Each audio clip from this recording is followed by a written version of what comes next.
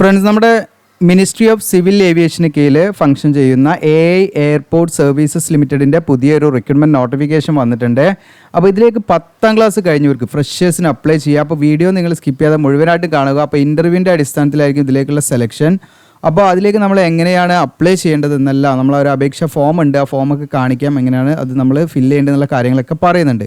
അപ്പോൾ അതിലേക്ക് നമ്മൾ എങ്ങനെയാണ് അപ്ലൈ ചെയ്യേണ്ടതെന്നുള്ള കാര്യങ്ങളൊക്കെ പറയാം. പിന്നെ ഇത് തുടക്കത്തിൽ തന്നെ പറയാം, ഇതൊരിക്കലും പെർമനൻറ്റ് വേക്കൻസി ഇല്ല, പക്ഷേ നമുക്കൊരു പെർമനൻറ്റ് വേക്കൻസി പോലെ കൊണ്ടുപോകാൻ പറ്റുന്ന കാര്യമാണ്. കാരണം ഇനീഷ്യലി ഇത് 3 വർഷത്തേക്കാണ് വിളിക്കുന്നത്. ആ 3 വർഷം നമ്മുടെ പെർഫോമൻസും കമ്പനിയുടെ റെക്കമെൻഡേഷനനുസരിച്ച് എന്ത് ചെയ്യും, അത് എക്സ്റ്റെൻഡ് ചെയ്യുന്നു, പ്രത്യേകമായിട്ട് നോട്ടിഫിക്കേഷനിൽ പറയുന്നുണ്ട്. പിന്നെ ഫ്യൂച്ചറിൽ വരാവുന്ന വേക്കൻസി, ഇപ്പം നിലവിൽ നമുക്ക് 400-ന് മുകളിൽ വേക്കൻസി ഉണ്ട്, പക്ഷേ ഫ്യൂച്ചറിൽ വരാവുന്ന വേക്കൻസിയും പാട് എന്താണ് ഈ പറയുന്ന ഇൻ്റർവ്യൂയുടെ അടിസ്ഥാനത്തിൽ അതിൽ നിന്ന് എടുക്കുമെന്നുള്ളതും പ്രത്യേകതയാണ്. അപ്പം നിങ്ങൾ മാക്സിമം നിങ്ങൾക്ക് താല്പര്യം ഉണ്ടെങ്കിൽ നിങ്ങളിത് ഈ പറയുന്ന അപേക്ഷ സമർപ്പിക്കുക എന്നുള്ളതാണ്. അപ്പോൾ അതെങ്ങനെയാണ് ഡീറ്റെയിൽ ആയിട്ട് കാര്യങ്ങളൊക്കെ പറയാം. അപ്പോൾ നിങ്ങൾക്ക് എക്സ്പീരിയൻസോ കാര്യങ്ങളോ ഒന്നും തന്നെ വേണ്ട, ജസ്റ്റ് 10ാം ക്ലാസ് പാസ്സായിരിക്കുക എന്നുള്ളതാണ് കേട്ടോ. അപ്പോൾ നമുക്കതിൻ്റെ ഡീറ്റെയിൽ ആയിട്ടുള്ള കാര്യങ്ങൾ നോക്കാം. അതിന് മുമ്പ് നമ്മുടെ ചാനലൊന്ന് സബ്സ്ക്രൈബ് ചെയ്യുക, ബെല്ലൈക്കൻ എനേബിൾ ചെയ്യുമ്പോൾ നമ്മുടെ ചാനലിൽ കയറി വീഡിയോ സെലക്ട് ചെയ്താൽ ഡീറ്റെയിൽ ആയിട്ട് നിങ്ങൾക്ക് ഓരോ നോട്ടിഫിക്കേഷൻ കാര്യങ്ങളും കാണാം. നമ്മുടെ ചാനലിൻ്റെ ഓരോ വീഡിയോയുടെ താഴെ നമുക്ക് സ്റ്റഡി മെറ്റീരിയൽസ് പറഞ്ഞിട്ട് കൊടുത്തിട്ടുണ്ട്. അപ്പോൾ അതിൽ ക്ലിക്ക് ചെയ്താൽ നിങ്ങൾക്ക് എന്താണ് ഈ പ്രീവിയസ് ഇയർ ക്വസ്റ്റ്യൻ പേപ്പറൊക്കെ ഡൗൺലോഡ് ചെയ്യാൻ പറ്റും. ഓരോന്നിൻ്റെയും PSRO, അതുപോലെ നമ്മുടെ RRB, അതുപോലെ കേരള ഹൈക്കോർട്ട് അസിസ്റ്റൻ്റ്, ഇതിൻ്റെയൊക്കെ നമ്മൾ ഇട്ടിട്ടുണ്ട്. അപ്പോൾ അതിൻ്റെ ഇനി നമ്മൾ എല്ലാ എക്സാമിൻ്റെയും previous year question paper collect ചെയ്തിട്ട് അതിൻ്റെ ആൻസർ കീ ഒക്കെ കണ്ടുപിടിച്ചിട്ട് നമ്മൾ അങ്ങനെ ക്വസ്റ്റ്യൻ പേപ്പർ നമ്മൾ നമ്മുടെ ഈ പറയുന്ന സൈറ്റ് വഴിയൊക്കെ നമ്മൾ തരാൻ പോകുന്നുണ്ട്. അപ്പോൾ നമുക്കിതിൻ്റെ ഒഫീഷ്യലായിട്ടുള്ള നോട്ടിഫിക്കേഷൻ നോക്കാം. ഇതാണ് ഒഫീഷ്യലായിട്ടുള്ള നോട്ടിഫിക്കേഷൻ, നിങ്ങൾക്കൂടെ കാണാൻ പറ്റും. എയർപോർട്ട് സർവീസസ് ലിമിറ്റഡ് എന്ന്. മുൻപ് ഇത് അറിയപ്പെട്ടിരുന്നത് air India air transport services limited എന്നായിരുന്നു. പക്ഷേ ഇപ്പോൾ ഇത് അറിയപ്പെടുന്നത് നിങ്ങൾക്കൂടെ കാണാം എയർപോർട്ട്സ് സർവീസസ് ലിമിറ്റഡ് എന്നാണ്. അപ്പോൾ നോട്ടിഫിക്കേഷൻ വന്നിരിക്കുന്നത് നിങ്ങൾക്ക് ഏപ്രിൽ 16-നാണ് നോട്ടിഫിക്കേഷൻ വന്നിരിക്കുന്നത്. അപ്പോൾ ഇതിലേക്ക് വോക്ക് ഇൻ റിക്രൂട്ട്മെൻ്റ് ആണ് നടക്കുന്നത്. ചെന്നൈ ഇൻ്റർനാഷണൽ എയർപോർട്ടിലേക്കാണ് വേക്കൻസി നിലവിൽ വന്നിരിക്കുന്നത്. അപ്പോൾ നിങ്ങൾക്ക് ചെന്നൈയിൽ വന്നിരിക്കുന്ന 2 കാറ്റഗറി ഇവിടെ പൊസിഷൻ നോക്കാം. ഒന്ന് utility agent cum ramp driver എന്ന് പറയുന്ന പോസ്റ്റിലേക്ക് 130 വേക്കൻസിയാണ്. അതിൻ്റെ വോക്ക് ഇൻ ഡേറ്റ് നടക്കുന്നത്, അത് എല്ലാ ഒരു വോക്ക് ഇൻ സെലക്ഷൻ നടക്കുന്ന ഡേറ്റ് എന്ന് പറയുന്നത് 2/5/2024. അപ്പോൾ നിങ്ങൾക്ക് മെയ് 2-നാണ് ഇതിൻ്റെ വോക്ക് ഇൻ സെലക്ഷൻ നടക്കുന്നത്. അപ്പോൾ ഈ സമയത്ത് നിങ്ങൾ എന്തിനാണ് അപേക്ഷ ഫോമൊക്കെ ആയിട്ട് നമ്മൾ പോകണം. അപ്പോൾ അപേക്ഷ ഫോമൊക്കെ ഞാൻ എങ്ങനെയാണെന്നുള്ള കാര്യങ്ങളൊക്കെ പറയുന്നുണ്ട്, സ്കിപ്പ് ചെയ്യേണ്ട. അപ്പോൾ അതിൻ്റെ ടൈം ഇവിടെ കൊടുത്തിട്ടുണ്ട്, 9 to 12 വരുന്നത്. പിന്നെ ഇതിലേക്ക് വെന്യൂ ഇവിടെ കൊടുത്തിട്ടുണ്ട്, നിങ്ങൾക്ക് ഇവിടെ കാണാം.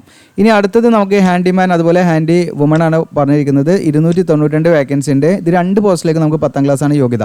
4/5/2024 ഇതിൻ്റെ ഇൻ്റർവ്യൂ ആ ഒരു വോക്ക് ഇൻ സെലക്ഷൻ നടക്കുന്നത്.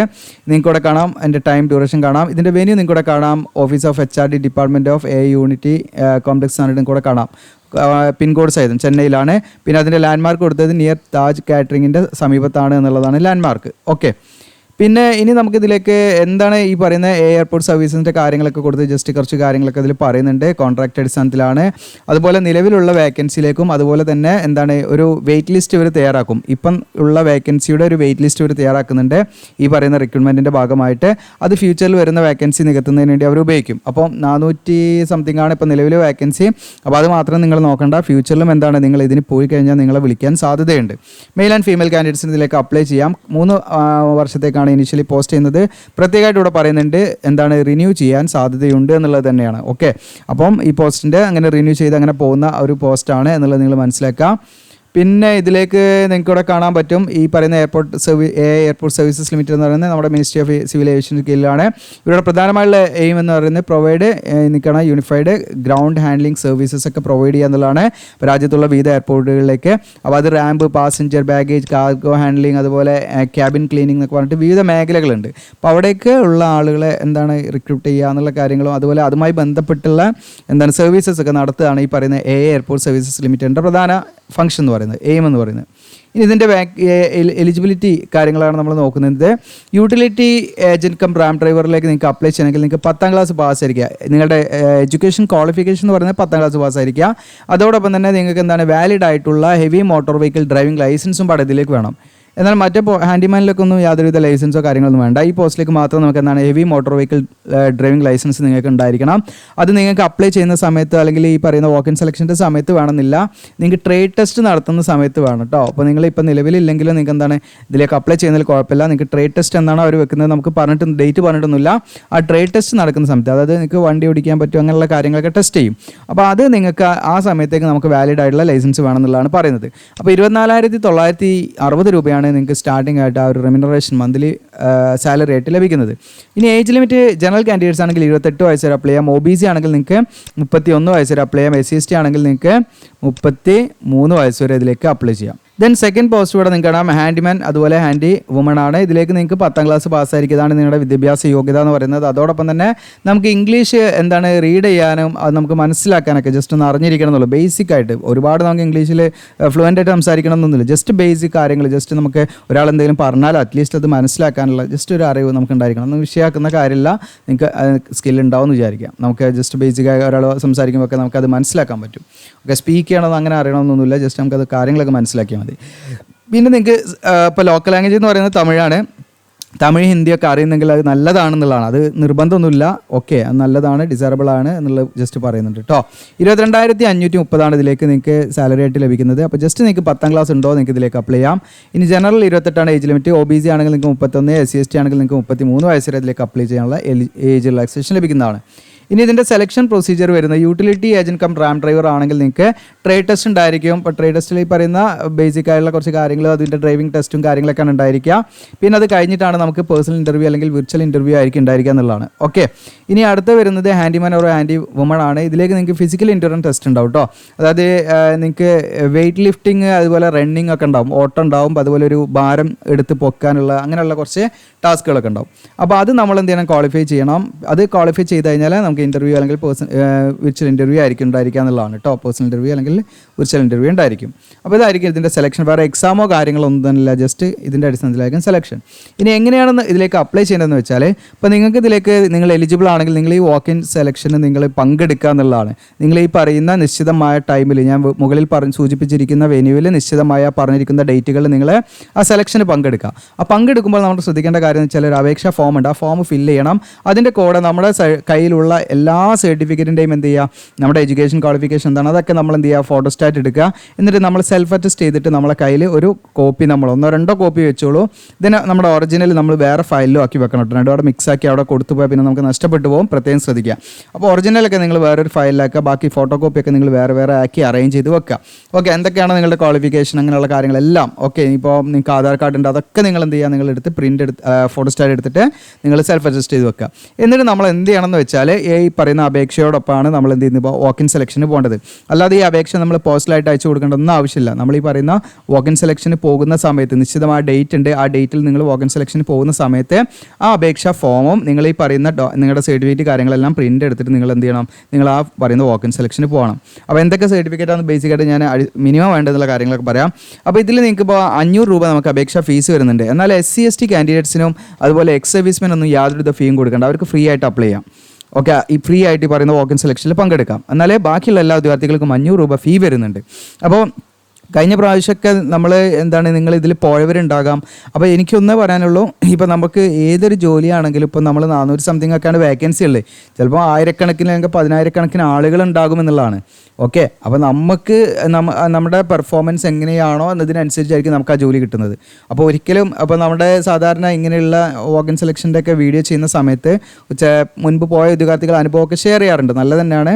പക്ഷേ എൻ്റെ ഒരു അഭിപ്രായം എന്ന് വെച്ചാൽ എല്ലാവരും അത് എക്സ്പീരിയൻസ് ചെയ്യുന്നത് നല്ലതാണ്. കാരണം ഈ നമുക്കൊരു ജോലി കിട്ടുന്നതിന് എത്രത്തോളം അത് പ്രയാസമുണ്ട്. അതുകൊണ്ട് നമ്മൾ ഇങ്ങനെയുള്ള ജോലി വേണോ, ഇനി ഗവൺമെൻറ് ജോലി വേണോ, ഗവൺമെൻറ് എക്സാമിനൊക്കെ നമ്മൾ എത്രത്തോളം പ്രാധാന്യം കൊടുക്കണം എന്നുള്ള കാര്യങ്ങളൊക്കെ തിരിച്ചറിയുക എന്നുള്ളത് നമുക്ക് ചെയ്യാൻ പറ്റുന്നൊരു കാര്യമാണ്.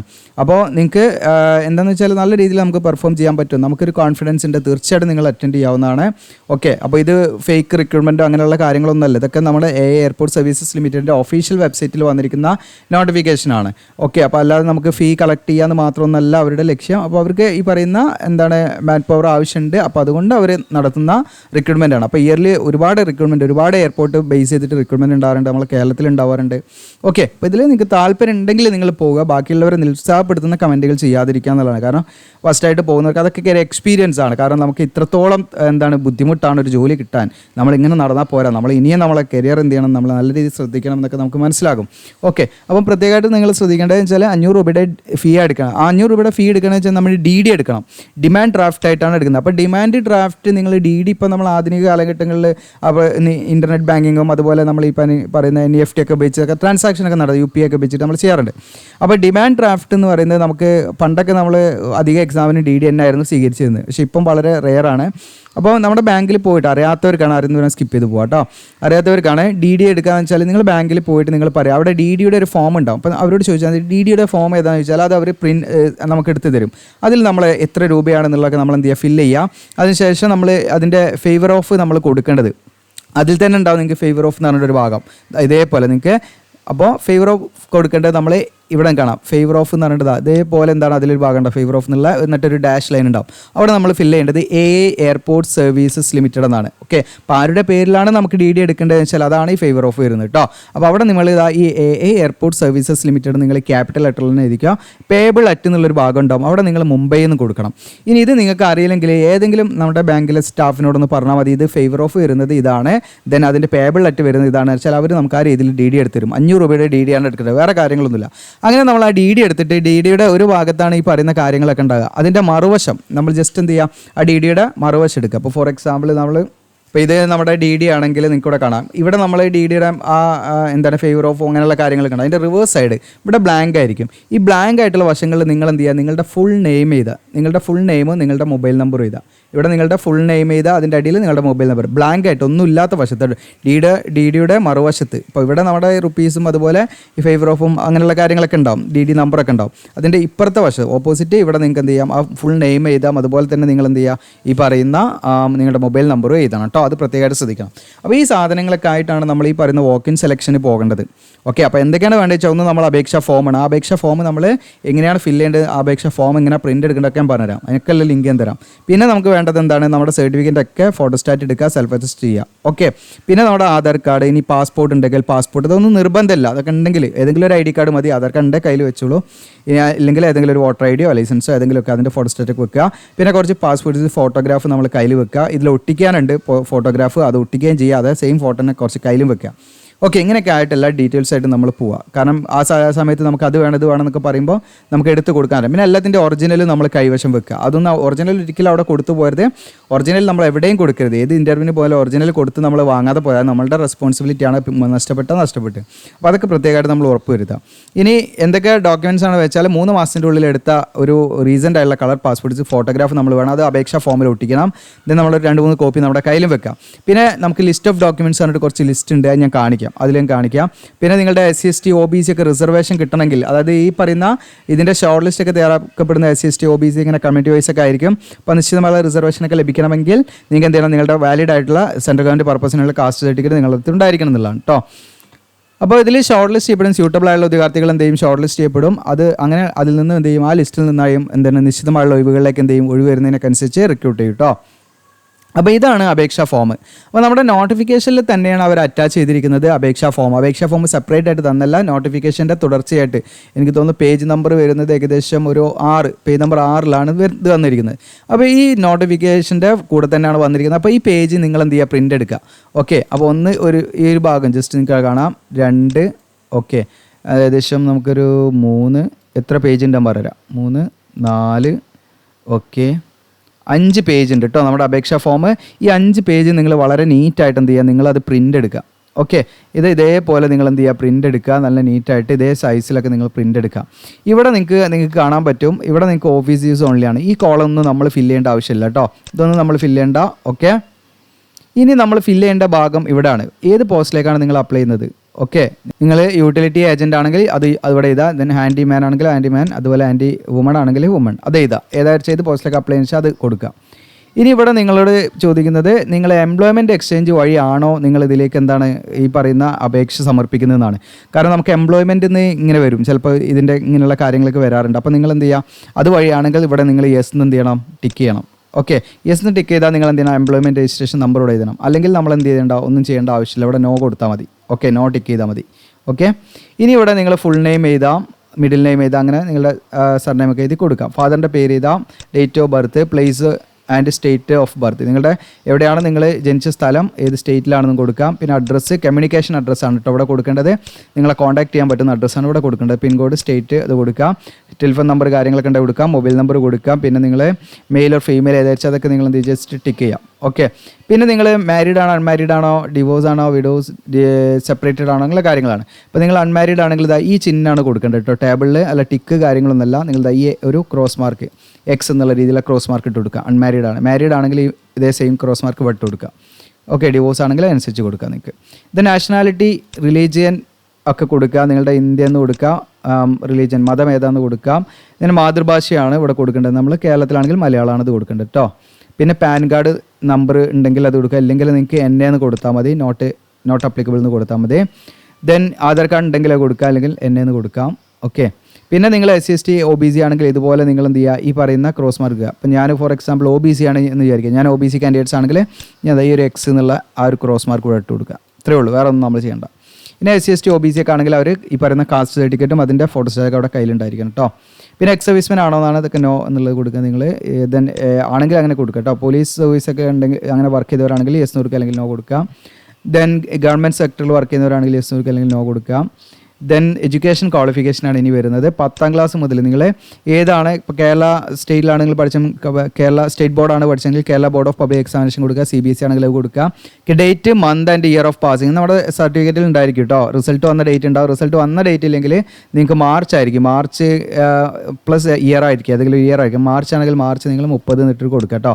മാർച്ച് 30, പിന്നെ ഇയറും കൊടുക്കുക. ഡ്യൂറേഷൻ ഇതിൻ്റെ നമുക്ക് എന്നു കൊടുത്താലും കുഴപ്പമില്ല, നോട്ട് അപ്ലിക്കബിൾ അല്ലെങ്കിൽ 1 വർഷം എന്നുള്ളത് കൊടുക്കാവുന്നു.